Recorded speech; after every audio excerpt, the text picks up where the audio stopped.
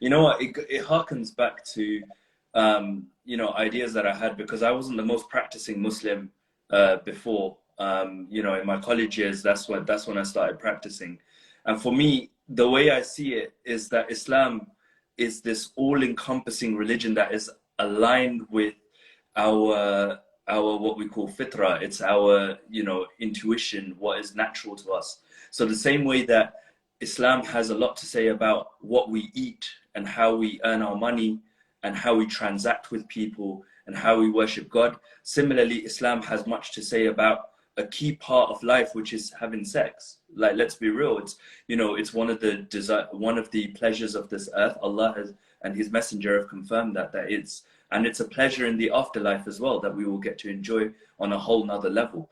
So for me, when I became practicing, I needed to understand, okay, what does Islam say about this? And I began exploring for the longest time, and I couldn't come across any book that I found had a balanced approach to the subject. So, for example, there were some books that were written by scholars, Islamic scholars, but they were very conservative and they were very, what I would call desified. Like, they had a very South Asian feel to them, even in terms of like what was permissible and what was not permissible. There weren't evidences for what wasn't permissible. It was just like, oh, that's nasty, don't do this. It's not appropriate for a man to use, or a woman to use her mouth for oral sex or something like that. So, you know, I'd read things like that. I was like, okay, if you hold that opinion, that's cool, but I want to see what evidence you're using for that. And there was no evidence for that. And then I'd explore and until I finally did come across your book. And I really saw it as probably the most scholastic work on this subject that is accessible for lay Muslims. Like, I'm aware that there's plenty of academic papers that people have translated portions of other books, but they're meant for academic purposes, and the lay person probably wouldn't find it. When I found the book and I read it cover to cover, I was like, you know what, this is an actually sound book that's making arguments from the Quran and Sunnah for whatever it puts. And then afterwards, you know, I really appreciated part 2, where it actually talks about tips and techniques that even the scholars and such, you know, not divine, but wisdom that has been passed on from the ages.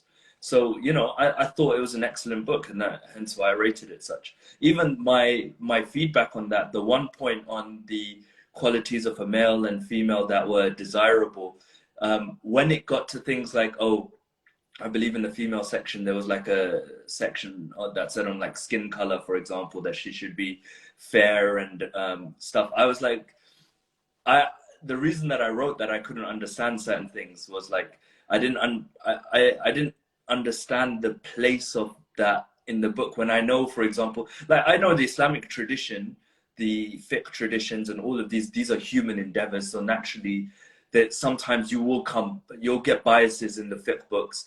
I've read it before, like, you know, against black people or against Chinese people or against white people. So there's certain conceptions and, you know, things that happen there. But like the obsession with fair skin was one of the things I was like, okay, maybe that problem, like, I don't know, if I wasn't looking at it from, maybe you have a different perspective on this, but I was looking at it from, okay, is that necessary in the book? Maybe not. Similarly with, like, you know, describing the ideal man or ideal woman, like what's his girth supposed to be, how big should his member be, and what should the shape of a woman's thighs be. And I truly believe that, you know, and maybe this is a modern interpretation on things, and hence why I'm seeing it differently, is that, you know, beauty is in the eye of the beholder, in the sense that I've met guys who love big girls, and I've met guys that love slim girls, and I've met guys that like tall girls, and I've met guys that like short girls.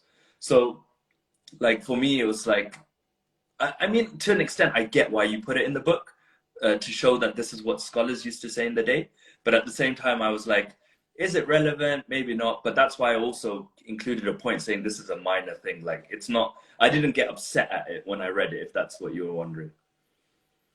No, Barakallahu, I loved with that. I love and I love the criticism, constructive criticism, and because a number of people have voiced a similar sentiment, but I like the way you explained it, and now it's going to be a chance for me to kind of explain my.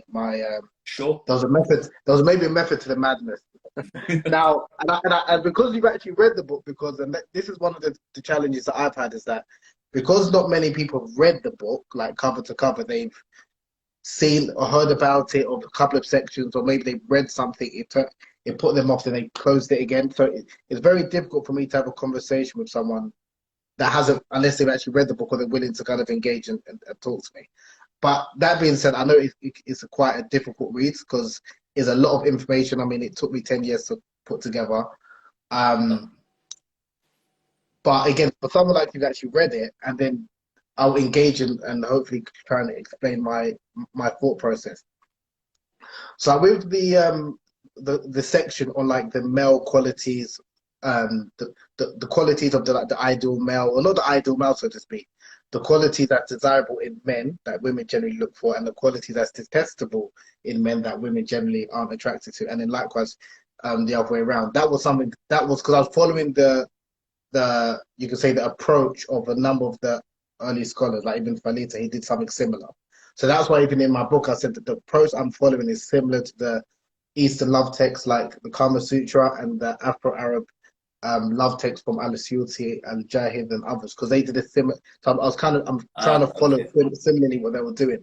Now the reason why, and intentionally, and I'm glad you picked that up, I showed contradictory, like, so some scholars were obsessed, like you said, about fairness, about white women being the most desirable, things like that. But then also you had other scholars like Jahid who counteracted that and was talking about the beauties of black women and beauties of brown-skinned women.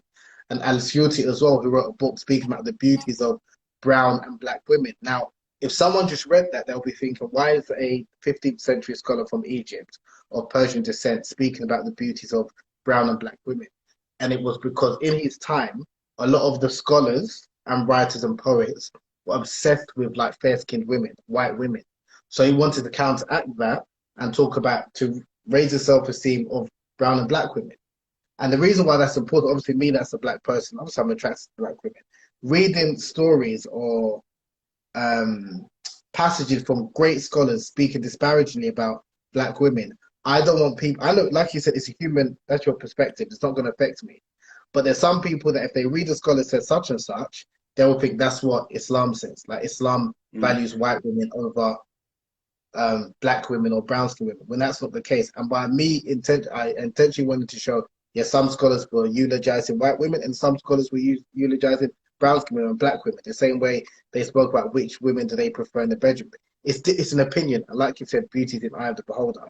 Whereas if I were to ignore that, I think I'll be doing a disservice to the tradition, because that was something that we spoke a lot about. Like there was like an obsession with like, and we like to kind of blame the West or Europeans or colonization for that, when the issue of colorism was a problem in the Muslim community before interaction with the Western world.